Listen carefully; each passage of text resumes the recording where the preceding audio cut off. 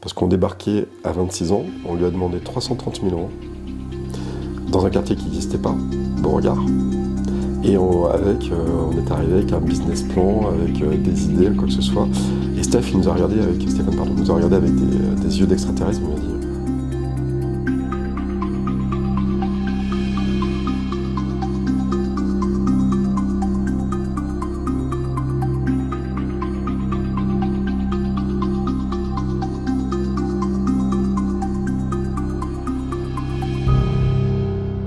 Tu vois, ça c'est le cap après 30 ans. Je me suis dit, tiens, j'arrive à un virage. On avait construit quelque chose de très très beau avec Antoine. Et puis, c'est toujours pareil, c'est quand tu mets deux coques dans la basse-cour, c'est compliqué. C'était sur Rennes, ce cabinet ? Oui, c'était à Beauregard, tout Okay. à fait. Ouais, on était reconnus comme l'un des premiers cabinets de kiné du sport de Rennes. Il y avait des kinés très illustres avant, mais qui exerçaient seuls, qui n'avaient pas encore le concept de salle de soins, de plateau technique à côté, qui ont ouvert la voie. Et nous, on a pris la suite derrière. Et puis tu vois... Vous étiez juste deux dans le On était cabinet ? deux au départ, et après on est monté à 5. Et puis j'ai commencé à me poser des questions parce que je trouvais que je m'ennuyais un petit peu. Et puis il y avait des propositions, notamment pour redescendre dans le sud-ouest. Et puis comme beaucoup de choses, je demande à Manu ce qu'elle en pense. Et puis Manu, ma femme, elle me dit pose-toi la bonne question. Puis je voyais pas ce qu'elle voulait dire. Et puis un matin, j'ai réalisé que clairement je m'ennuyais. Et donc je suis revenu à la maison et puis je dis ouais mais je m'ennuie, c'est ça. Et puis elle me dit ouais parce qu'avant tu parlais toujours kiné, il fallait arrêter. Enfin, t'étais toujours kiné. Et puis elle me dit bah là dès qu'il y a une porte qui s'ouvre, une fenêtre qui s'ouvre, tu y vas pour saisir l'occasion. Et elle m'a dit pose-toi la bonne question, c'est peut-être pas de Rennes que tu as envie de partir. Parce que je voulais quitter Rennes. C'est du cabinet certainement. Et donc ce qui s'est passé, c'est que je me suis dit bon là je suis dans un cabinet où je pense qu'on arrive à la fin d'une histoire. Pour pas rendre l'histoire moche, autant partir maintenant. Et puis j'étais peut-être dans une période où j'étais un peu aigri. Et je m'étais dit, à force de penser que tout le monde est con, c'est peut-être moi le premier. Et d'ailleurs, ça fait rire beaucoup de monde ici, parce que quand j'ai quitté le cabinet, je me suis dit, de toute façon, moi je suis fait pour travailler seul. Et donc j'ai acheté un local du côté de Saint-Grégoire, qui faisait 110 mètres carrés. Bon, ça faisait un peu grand pour tout seul. Puis je m'étais dit, bon, je fais une salle en plus, qui sera aussi ma salle de pause. Et puis, donc ça, je suis resté seul de décembre à avril. C'était en quelle année, ça ? C'était en 2008, 2013. Donc en 2013, tu ouvres ton cabinet à toi, seul, 110 mètres carrés. 110 mètres carrés au fond d'un parking. Au fond d'un parking. Où il faut limite le GPS pour trouver. et donc voilà, et j'avais noté le nom d'un kiné qui, lorsque il m'avait remplacé, les patients avaient souhaité finalement rester avec lui. Il s'appelle Fabien Guinard. Et le Fab, je m'étais dit, tiens, si un jour, bon, on sait jamais, si j'ai envie à nouveau de travailler en équipe, je ferai tout pour que ce soit avec lui. Et Fabien, coïncidence, était en Australie, et puis par l'intermédiaire de sa belle-sœur, Charlotte Perrin, il m'envoie un message. En me disant, tiens, je vais rentrer en France, et je dis, écoute, Fabien, si tu veux bien accepter de travailler avec moi, parce que c'est pas toujours simple, la place est pour toi. Et donc Fabien débarquait en avril. On avait un préparateur physique qui était là aussi, qui s'appelle Tristan, et on est resté 3 pendant 2 ans. Et puis après, j'ai mon voisin d'à côté qui est venu me dire que son locataire partait, et est-ce qu'on voulait récupérer. Moi je dis, attends, Jean, il s'appelle Jean le propriétaire. Je lui dis, Jean, moi je vais rester seul. Donc voilà, donc le sketch, c'est que tu t'en doutes, on a ouvert 85 mètres carrés en plus, donc on est 195. Et puis il y a une petite tête brune qui est arrivée, c'est Adrien. Et Adrien qui sortait tout juste de l'école de kiné. Comment il est arrivé ? Comment il a pris contact avec vous ? Ce qui s'est passé, c'est qu'on avait mis une annonce. Et donc il s'est présenté. Et pour l'anecdote, il avait fait un remplacement dans mon ancien cabinet. D'accord. Et je crois même que c'est dans cet ancien cabinet, il lui avait fait miroiter un petit peu qui pourrait y rentrer. Et puis il a fait un peu bouche-trou. Et donc finalement, ça m'a bien servi, puisque finalement, il n'avait pas de poste. Et donc il a passé un entretien avec moi, avec Tristan, avec Fabien, et puis c'est Adrien qui est ressorti du lot, avec une sacrée maturité, parce que à l'époque, il avait 22 ans, 23 ans. Et donc voilà, et donc on a constitué une équipe où on est passé assez rapidement de 3 et on est passé à 6. Donc voilà, et puis à un moment on a voulu pousser les murs, et donc on est resté 4 ans dans cette structure-là. Et puis Fabien a décidé de partir parce qu'il avait de la belle famille du côté de Dinan. Et puis avec Adrien, de toute façon, il y avait déjà l'idée de s'associer à 3, avec Fabien, Adrien et moi. Et puis Fabien avait décidé de partir vers d'autres aventures. Et donc on s'est associé avec Adrien. Okay. Et donc Adrien, on est associé depuis 4 ans et demi. Comment on trouve l'argent?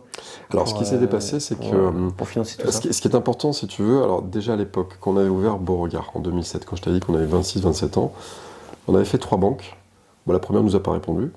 La deuxième nous a dit vos parents ils sont derrière vous, on va mettre la caution sur eux. Et la troisième, c'était la Banque Populaire. Et c'est un monsieur qui s'appelle Stéphane Gauthier, qui est maintenant directeur de l'agence professionnelle. Et donc Stéphane, à l'époque, avait 35 ans, si je ne me trompe pas. Et donc Stéphane nous a écoutés, parce qu'on débarquait à 26 ans, on lui a demandé 330 000 euros, dans un quartier qui n'existait pas, Beauregard. Et on est arrivé avec un business plan, avec des idées, quoi que ce soit. Et Stéphane nous a regardé avec des yeux d'extraterrestre, il nous a dit « Vous êtes complètement tarés, mais qu'est-ce que ça me plaît ?» Et donc voilà. Et Stéphane est mon banquier depuis 22 ans. Donc à 26 ans, quand ça c'était pour le premier cabinet? Oui, si tu veux, pour le premier cabinet. Et si tu veux, quand d'ailleurs monsieur Gauthier, enfin Stéphane, j'avais transféré mes comptes parce que ma maman, qui gérait mes comptes en Corrèze, on était à la Caisse d'épargne du Limousin. Et c'était pas possible de transférer à la Caisse d'épargne de Bretagne. Et quand j'étais étudiant en 2000, ma banque de rattachement était la Banque Populaire Route de Lorient. Et donc j'avais une dame qui s'appelait Madame Cornu, qui était la conseillère. Et quand je suis devenu kiné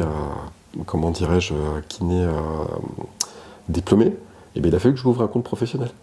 Et donc en 2003, j'ai rencontré Stéphane Gauthier, qui était déjà, si tu veux, le directeur. Donc Stéphane m'avait fait l'explication et puis il m'avait dit vous savez, un compte professionnel, il faut être hyper sérieux, il faut être hyper rigoureux, quoi que ce soit. Et donc j'ai montré pendant les 3 ans, 4 ans que j'étais à BD, que j'ai été carré. Et puis un jour, je me suis pointé avec Antoine en disant ben voilà, monsieur Gauthier, je vous présente mon meilleur pote, Antoine Nalouette, et on a besoin de sous. Et donc ils avaient mis une hypothèque sur le local, une hypothèque aussi sur le quartier dans un sens, parce qu'on ne savait pas ce qu'allait donner Beauregard.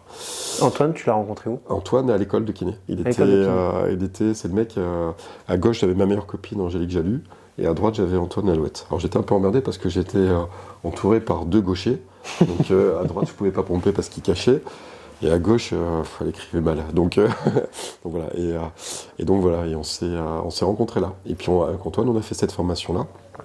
On avait certainement un ego surdimensionné par rapport à nos âges, mais on a tout géré, on a géré la réalisation des travaux puisqu'on avait acheté la cellule de A à Z. Et puis c'est un truc qui se faisait pas, quoi, tu vois. Et donc on a réussi comme ça, et assez rapidement. Pourquoi c'était quelque chose qui se faisait pas? Parce que c'était pas encore dans l'ère du temps d'aller faire de la kiné du sport, c'était pas encore le... Si tu veux, on était plus malheureusement dans des kinés qui prenaient plusieurs patients en même temps, ou qui n'avaient peut-être pas le choix de le faire parce qu'il n'y avait pas d'autres kinés à l'époque, et puis il n'y avait pas cette conception des formations continues. Et puis nous, on était... T'imagines, quand on a commencé notre formation en kiné du sport, à 24 ans, on était des gamins. Mais on voulait conquérir le monde. C'était nous, on voulait le faire, quoi. Et donc on s'est dit, autant que si tu veux le conquérir, c'est peut-être plus facile de conquérir un truc qui n'existe pas. Donc on l'a créé. Okay. Et on s'en inspire. Et après, quand je te parle d'Arnaud et Thierry, Arnaud Bruchard et Thierry Blin, c'est nos mentors. C'est des gens qui nous ont montré la voie. Et surtout, ils nous ont montré de ne pas être complexés, quoi. Et donc voilà, ils nous ont prêté des sous. Et puis après, une des banques d'ailleurs, nous a rappelé après. Parce qu'ils ouvraient une agence à Crédit Agricole. Bon, leur agent m'ont dit qu'ils allaient se faire foutre. et donc voilà. Et après, pour l'anecdote, Stéphane nous avait conviés à une soirée qu'organisait la Banque Populaire à l'Aile Marteneau. Et il y avait ce qu'ils appellent un arbre à projet. Et ensuite, tu avais un post-it en forme de pomme. Et tu mettais des petits post-it avec tes rêves. Et tu les mettais sur un arbre géant. Et avec Antoine, on n'a pas écrit le projet, on a juste écrit merci. Et quand après on s'est présenté, on a parlé devant une assemblée. Bon, on avait bu un peu de champagne, on était un peu désinhibés. Mais voilà, et on a souri parce qu'il y avait à la fois Stéphane Gauthier de la Banque Populaire et Marc Plançon qui nous avait fait notre premier prévisuel gratuitement. Okay. De Capéos, qui est le PDG de Capéos et qui était là. Et je pense qu'on les a fait rougir, mais en tout cas on leur a dit sincèrement merci de nous avoir fait confiance. Et on avait un double désavantage, c'est qu'on avait un métier qu'on avait créé sur la kiné du sport et on était jeunes. On venait en scooter, on n'avait pas de bagnole. Donc voilà, tu vois, c'était assez marrant. Mais comment on fait pour trouver des premiers clients sur en plus le kiné du sport? Donc on l'a dit, c'est quelque chose qui n'était pas forcément... à l'époque, au lieu d'envoyer des mails, tu envoyais 50 lettres. sur les 50 lettres à tous les clubs sportifs de Rennes. Tu mettais ta jolie carte de visite que tu avais dépensée avec tes derniers sous. Bon, tu sais que sur les 50, il y en avait 40 qui étaient foutus en l'air, mais il y en avait peut-être 10 qui répondaient. Et puis, vu que tu prétendais être disponible, eh bien, si ça appelait, s'il fallait être à 8 heures en soins le dimanche au cabinet ou sur un bord de terrain où il pleut, ben, tu étais là. Et c'est ce qu'on a fait. C'est ce qu'on a fait. On n'a pas gagné de sous, mais en tout cas, on a gagné une réputation, on a montré qu'on était présent et puis qu'on savait faire. Et à partir de quand on est passé sur justement... c'est de la prospection de faire ça. Ouais. On va aller chercher le client à partir de quand la notoriété elle est venue et puis il y avait plus besoin. Quand tu as eu des sportifs qui peuvent d'une part communiquer s'il y a un retour sur blessure, ou après on connaît tous le crack ou le personnage d'un club, et si tu l'as, ben, ce personnage-là va à un moment parler de toi parce que tu fais partie de sa vie. Après voilà, tiens, s'associe à un dénominateur qu'on a souvent, c'est mon kiné. Mon kiné fait partie de la famille, si tu veux. Moi, j'ai des loulous, ben, comme tu peux l'être, qu'on a vu grandir. Et encore, t'es pas le plus âgé, mais j'ai des gamins qui avaient 10 ans et qui en ont 30 maintenant, qui venaient en trottinette et qui viennent en bagnole maintenant. Et qui, limite, vont commencer à me présenter leurs gosses. Mais je déconne pas, tu vois, et c'est ça qui est marrant. Et c'est là, effectivement, cette réputation reste là. Et puis après, il y a aussi une part de chance.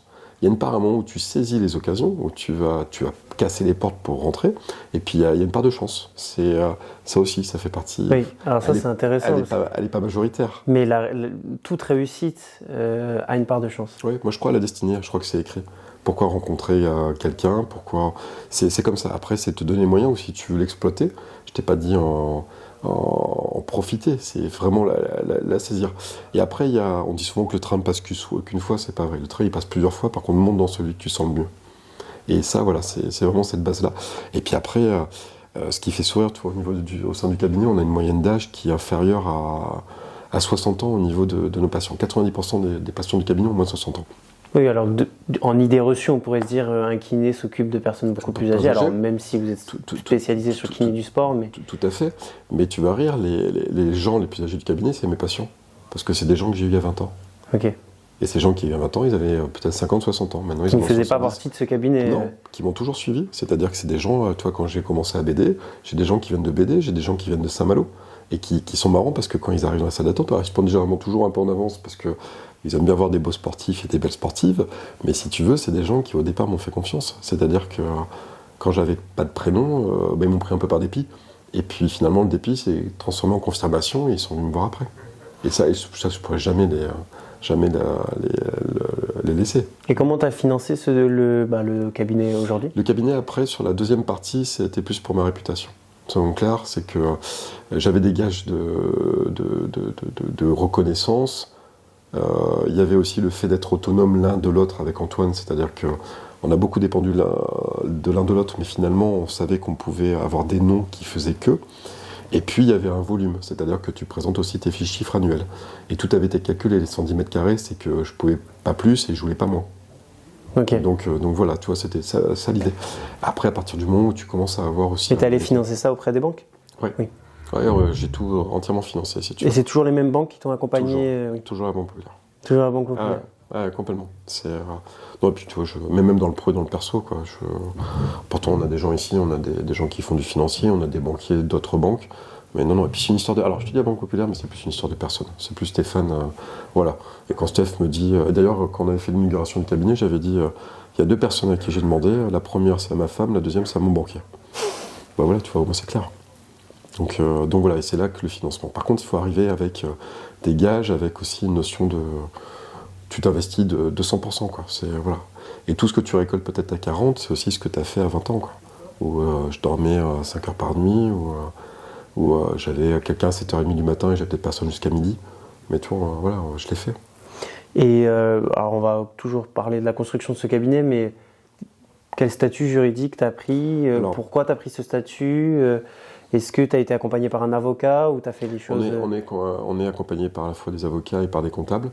Après, on monte ce qu'on appelle un système de SCM, Société Civile de Moyens. C'est-à-dire que tu partages les charges. Quand tu as 100 € d'économie, d'EDF, d'énergie, tu vas diviser par le nombre d'associés. À l'heure actuelle, on est 3 associés avec Adrien et Mathieu.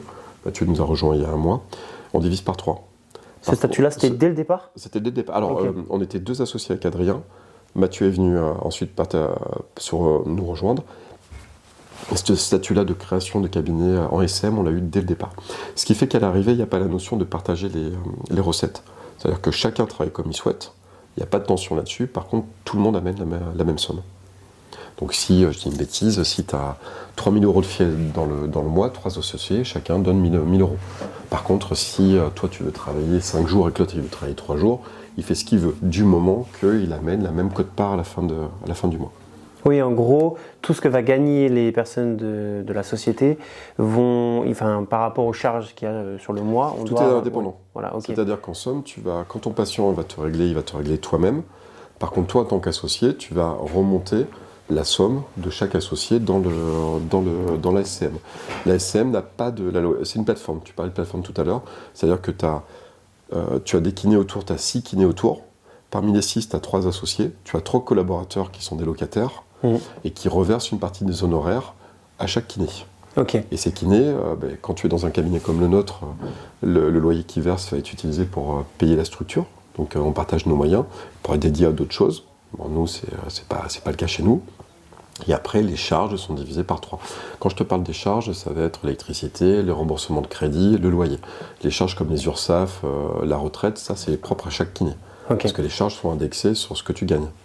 Un kiné qui gagne 1 000 euros ne va pas payer la même chose qu'un kiné qui en gagne 2 000 en termes de charges. Et ça fait que c'est beaucoup plus sain, quoi. Et alors, on a parlé de 3 collaborateurs. C'est 3 employés de chaque kiné. Non, ils sont complètement libéraux, c'est-à-dire que quand ils rentrent au cabinet, ils ont leur agenda, ils sont complètement autonomes. Ils ont juste un contrat moral qui fait que, bien entendu, on s'entend entre nous, donc pour les vacances ou quand l'un est malade, tu vois, avec les épisodes de Covid, là on va avoir un de nos collègues qui va devenir papa incessamment sous peu. Tu sais bien que quand il va partir à la maternité, les autres vont être là pour lui permettre de profiter au maximum de son petit. C'est ça aussi. Mais non, il n'y a pas de lien, on appelle ça des liens de subordination, il n'y a pas de lien. La seule chose que tu pourrais avoir, c'est peut-être le statut que j'ai le statut de vieux. Donc les gens me prennent pour le chef ou quoi que ce soit. C'est plus parce que j'ai le gabarit ou l'ancienneté, mais je ne suis pas plus le chef sur le papier que Mathieu ou qu'Adrien, tu vois, c'est pas... Ah oui, c'est intéressant, parce que là, on n'est pas du tout sur des sociétés classiques comme on peut le voir. Alors, c'est propre au métier de kiné. Oui, au métier de kiné, mais même au métier médical, de manière générale. C'est au domaine médical. Donc, toutes les questions un peu de hiérarchie, on est sur des rapports complètement différents. C'est une hiérarchie plutôt d'ancienneté ou de compétences. D'accord. C'est-à-dire que, effectivement, alors... Dans les yeux des gens, effectivement, s'il y a un nom qui ressort, ils voudront être avec celui-ci. Après, ce que je dis souvent, c'est que l'équipe, on l'a composée. Si vous êtes avec un tel, et que ce soit que vous ayez demandé à Adrien ou moi en premier, rassurez-vous, vous allez nous oublier parce que les gens avec qui on travaille sont hyper compétents. Mais il n'y a pas de notion, je ne dis pas à mes collègues, vous commencez à 8h demain, ou vous prenez vos vacances là. Non, c'est une notion de... On est vraiment sur... Après, c'est dans notre cabinet. Je te cache pas que dans tous les autres cabinets, ça ne se passe pas forcément pareil. Mais en tout cas, nous, on est en démocratie ici. Et d'ailleurs, tout le monde valide l'entrée d'un kiné. C'est-à-dire que s'il y a quelqu'un qui postule, les associés le rencontrent et ensuite, on en reparle à l'ensemble de l'équipe qu'il valide ou pas derrière. Le réel enjeu pour le bien-être du cabinet, c'est que tout le monde s'entende bien. Oui. Tout le monde s'entend bien, tout le monde travaille de la même manière avec les mêmes compétences et le même niveau d'exigence. Et puis, quand on dit travailler de la même manière, c'est-à-dire que tu aies une forme de la formation qui soit identique, on va dire, formation identique ou complémentaire, si tu veux. Mais que, par exemple, on n'est pas l'un qui dit blanc, l'autre qui dit noir. C'est-à-dire que d'abord, déjà, avant de dire ça à ton patient, on s'est déjà consulté entre nous pour avoir un langage commun. Quand on parle à l'extérieur du cabinet, on emploie le cabinet. On ne dit pas Jo, Adrien ou quoi que ce soit. C'est vraiment chacun qui parle. On a eu le cas récemment d'un patient qui a voulu un peu nous scinder sur une rééducation de cheville en disant qu'il voulait être avec l'un, avec l'autre, avec quoi que ce soit. Bon, finalement, il s'est planté parce qu'on a formé un bloc et puis il a bien vu qu'on communiquait entre nous. Et la base de tout, c'est la communication. Parce qu'on passe plus d'heures avec nos collègues qu'avec nos propres familles. Tu vois, moi, j'arrive vers 7h30, 8h le matin et on repart à 20h, 21h. Donc on passe plus de temps en semaine entre nous, donc c'est une deuxième famille ici. C'est quoi une journée type ? Une journée type, alors... Toujours pareil, tu vas commencer sur les bases de 8h, tu vas faire, comme tu as vu là, 8h, 13h30. En temps normal, tu reprends à 14h30. Mais si tu as un peu de retard, tu vas compléter ou tu vas appeler les intervenants qui vont être les radiologues, les médecins, les chirurgiens ou les autres kinés parce qu'on collabore. Et le soir, tu termines à 20h. Après, on a une après-midi par semaine où on coupe, comme tu vois le mardi après-midi pour moi, là, 13h30, 14h jusqu'à mercredi. Et il y a une après-midi où je termine un peu plus tôt. Mais ça, tout le monde fait pareil. Et là, tu vois, j'essaie encore de moduler parce que je me dis maintenant que les enfants sont grands. Et à partir du mois de juin, je vais faire lundi, mercredi où je termine tard. mardi, jeudi où je termine à 17h, et le vendredi où je termine à 18h30. Voilà, tu vois, c'est des ajustements. Je ne sais pas si ça fonctionnera, mais en tout cas, j'essaye. En tout cas, en volume d'heures, tu comptes un kiné libéral, tu travailles entre 50 et 60 heures par semaine. D'accord, on n'est pas du tout sur les mêmes notions que dans le monde du travail assez classique. D'accord. Non. Et aussi, alors là, tu as parlé de ça, tu as dit que tu appelais par exemple des cardiologues ou d'autres professions comme ça. Cardiologues, les gens qu'on a le plus. Ton métier, c'est pas uniquement de t'occuper de patients. Il y a aussi un échange avec tout le corps médical. Tout à fait, parce que quand on parle de diagnostic, et puis pour soigner, il faut savoir un peu ce que tu as sous la main, quoi. Donc si tu as un doute, si tu as...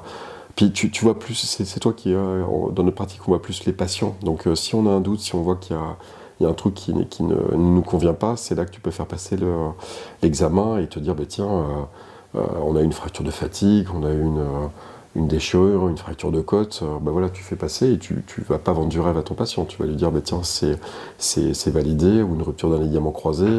Voilà, tu sais un peu plus précisément où est-ce que tu en es, quoi.